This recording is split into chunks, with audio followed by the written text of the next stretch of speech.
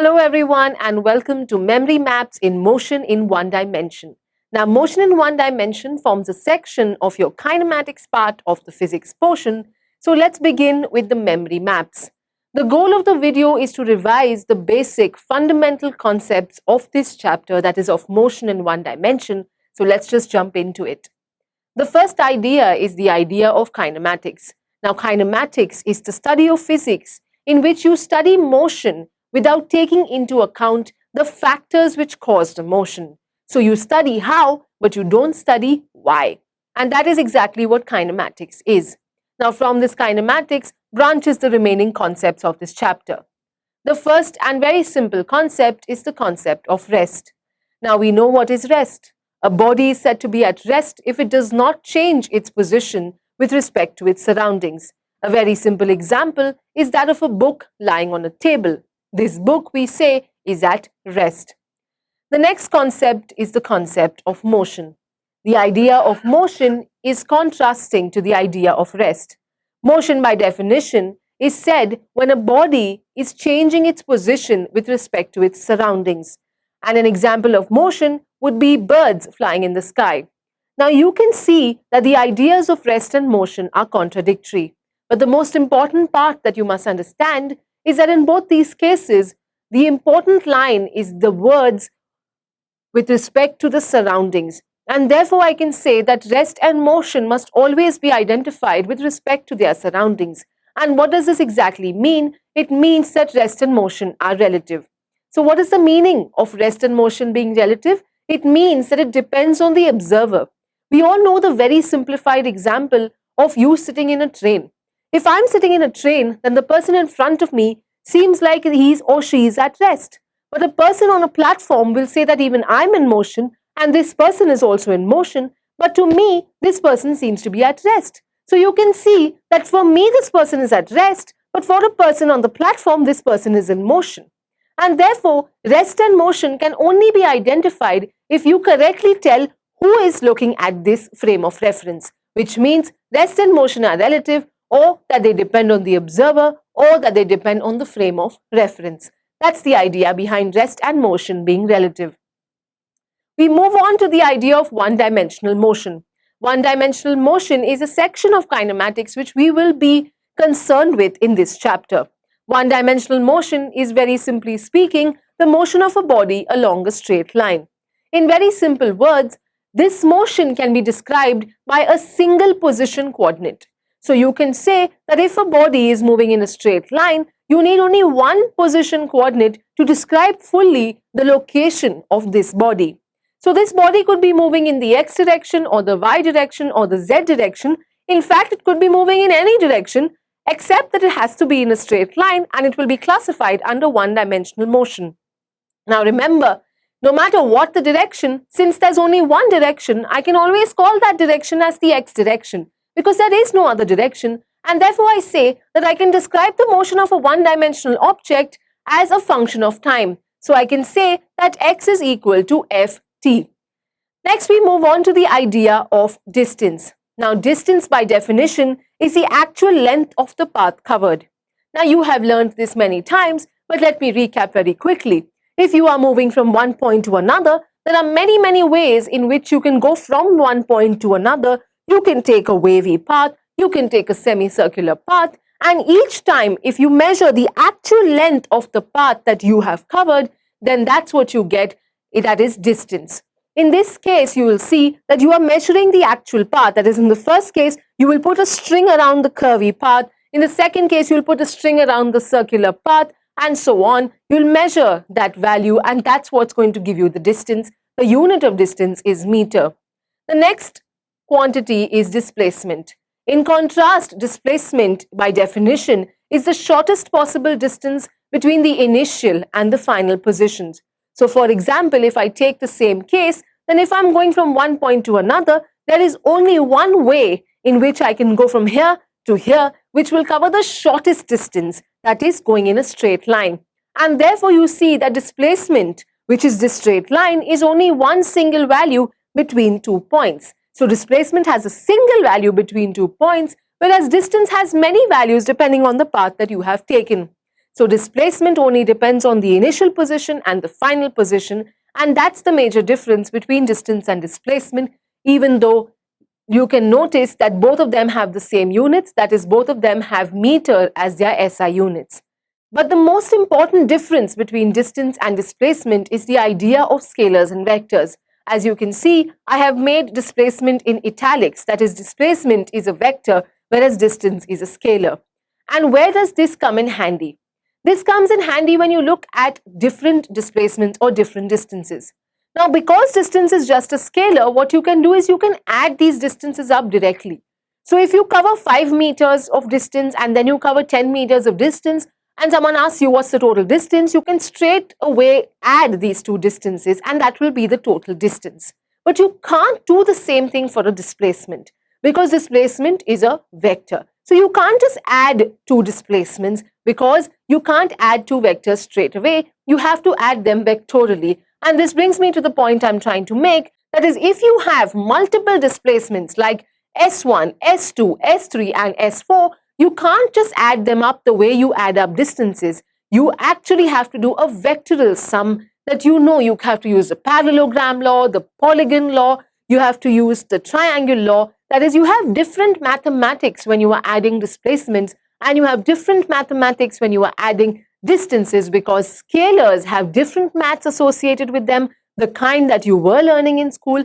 Vectors have a different math associated with them, the kind that you have just begun to learn. So displacements all deal with the vectorial mathematics, vector algebra, and therefore, as you can see, if I have multiple displacements S1, S2, S3, S4, the total displacement is a vector sum, that is the final vector S from the first initial position of the first displacement to the final position of the last displacement. That's what it gives me, the vector sum of multiple displacements. So this is the difference between distance and displacement. The next concept is the idea of speed. Now, speed is by far the most common word we use. Speed is nothing but the rate of change of distance. Now, remember, whenever you hear the words rate, it means derivative with respect to time. And now, by taking that hint, you can tell me what would be the formula for speed. Speed is nothing but the derivative of distance with respect to time. And therefore, I can say that speed is ds by dt, where s is the distance and t is the time. So v speed is ds by dt, or derivative of distance with respect to time. Now we have different types of speeds. The first one is uniform speed. Now throughout this chapter, remember, whenever you hear the word uniform, it means equal. So uniform speed is when an object travels equal distances in equal intervals of time. In contrast, the idea of non-uniform speed means the object is traveling unequal distances in equal intervals of time. Be careful, the time intervals remain equal. It is the distances that change. So equal distances in equal time is uniform and unequal distances in equal time is non-uniform speed. So remember, the time intervals are still equal. It is the distances that are changing. The third type of speed is the average speed. Now, if you want to find average, you always take the total distance upon the total time. So associate the word total with average. If you want to find the average, you always take total upon total. So average speed is total distance upon total time. But if the speed is continuously changing, you have to take a different formula. And if you look at this formula is something that you will understand by the normal understanding of average. So normally when you look at the word average, what you do is you add up all the quantities and you divide it by the number of quantities. That's the kind of average that you are used to calculating. And that's more related to this formula. You can look at this formula and you will see that the numerator is an integration of the product of speed and a time interval divided by the total time, that is integration of the time intervals. So you know, integration is just like adding things up. And therefore, you can see that the numerator is the addition of all the values divided by the number of values, that is the number of time intervals. So if you want to find an average speed where the speed is constantly changing, what you have to do is you have to integrate speed with respect to time and divide it by the total time interval, that is the integration of dt. So this is a formula you will use when speed is constantly or continuously changing. But if speed is constant or has discrete values, then what you will use is the previous formula, that is total distance upon total time. Finally, we look at instantaneous speed.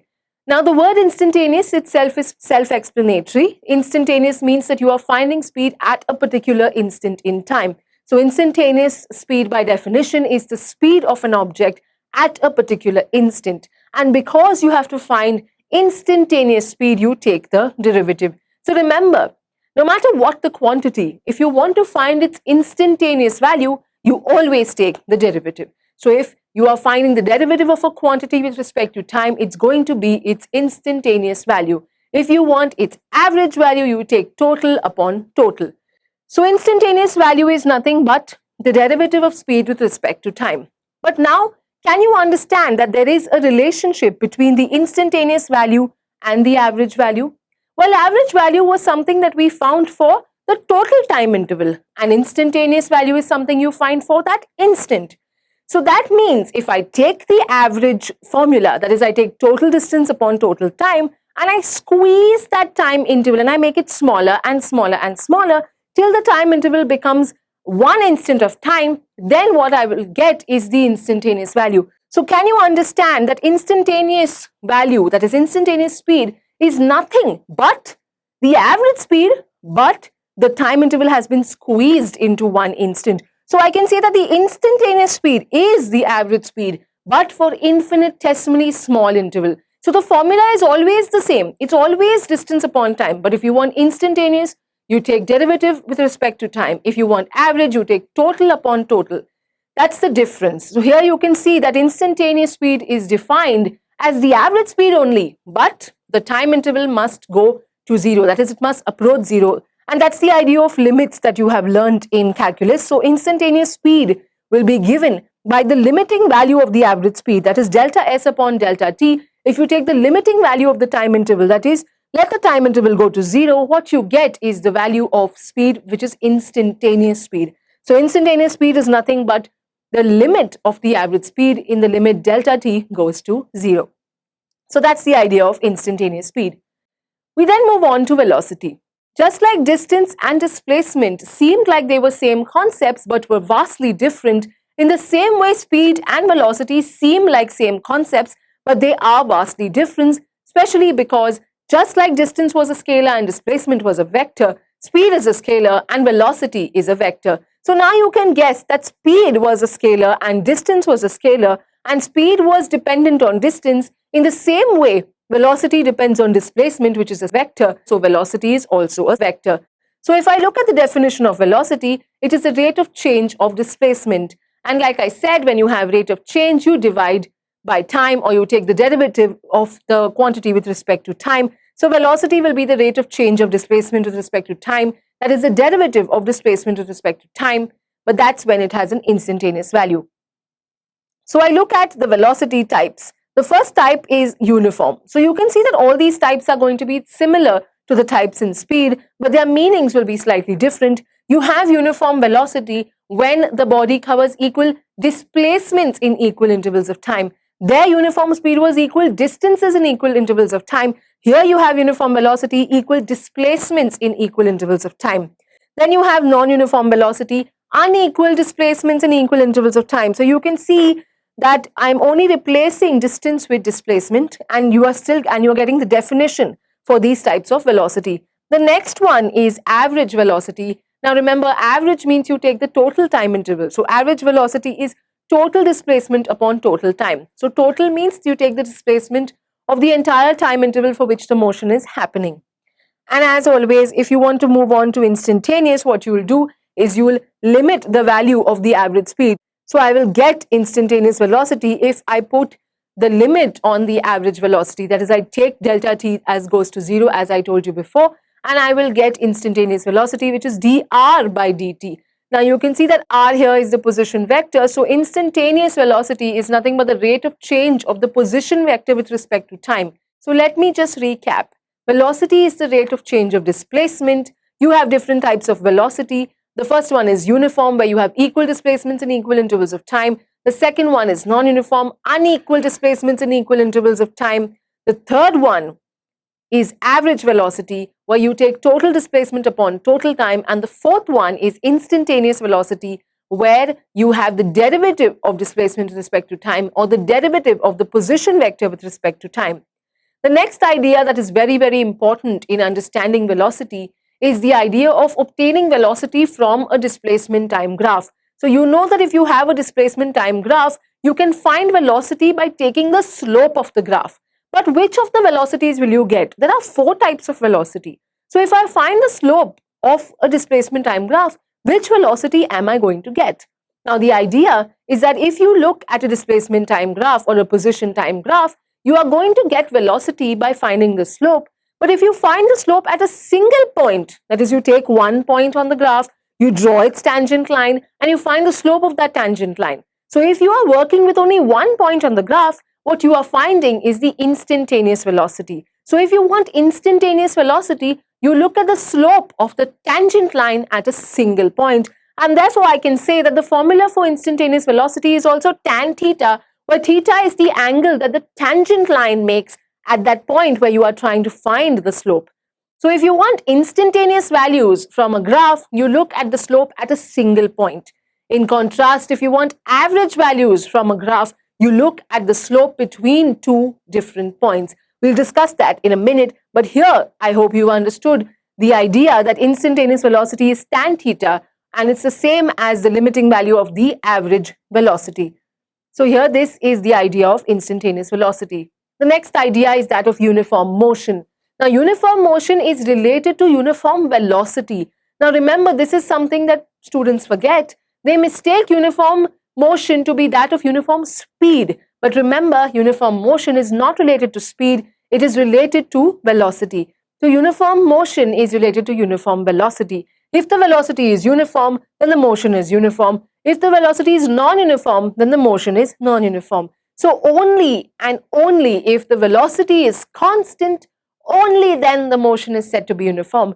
And therefore, as a consequence, only if the body is moving in a straight line with constant speed, straight line and constant speed, I'm mentioning the direction and the magnitude. That means I'm actually mentioning the velocity. So only if a body is moving with a constant velocity, or I can say moving in a straight line with constant speed, only then the body is said to have uniform motion. In all other cases, the motion is non-uniform.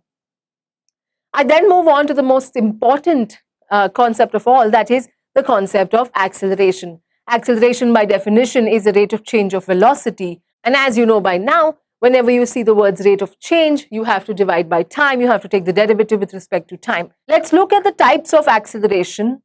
The types of acceleration, the first one is uniform acceleration. Uniform acceleration means that the acceleration is constant. If the acceleration is constant, it means the change of velocity is constant. So I can say acceleration is constant when the change in velocity is equal for equal intervals of time. And that's the meaning of uniform acceleration. So let me give you an example. If a body goes at 10 meters per second in the first hour, and 20 meters per second in the next hour, and 30 meters per second in the next hour, you can see that the velocity is increasing, but it has an equal increase. It always increased by 10 meters per second in every hour. So if the velocity is increasing equally in equal intervals of time, then the acceleration is said to be uniform.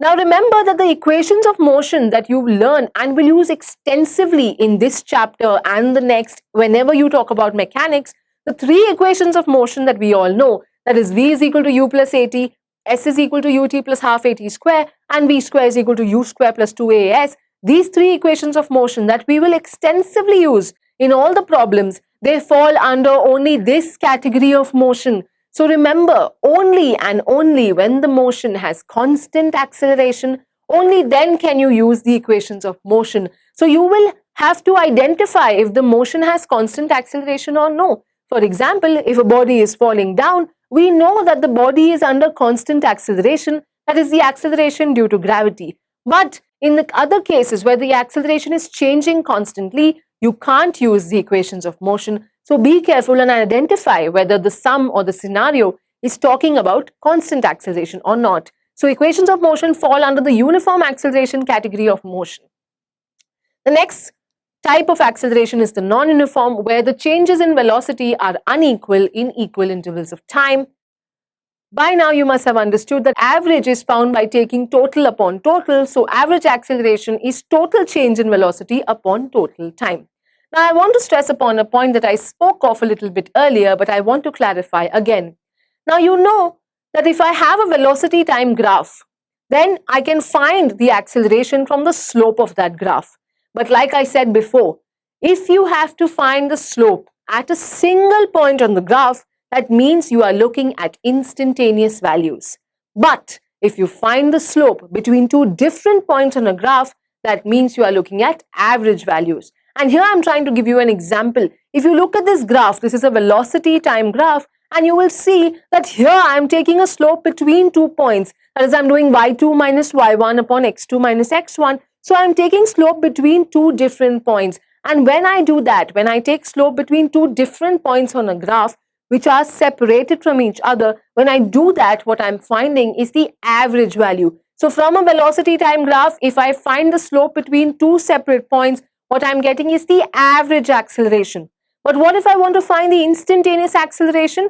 I simply have to take a point on the graph, the point at which you want the instantaneous value, take that point, draw a tangent line, and find the slope of that tangent line. Then I will get the instantaneous value.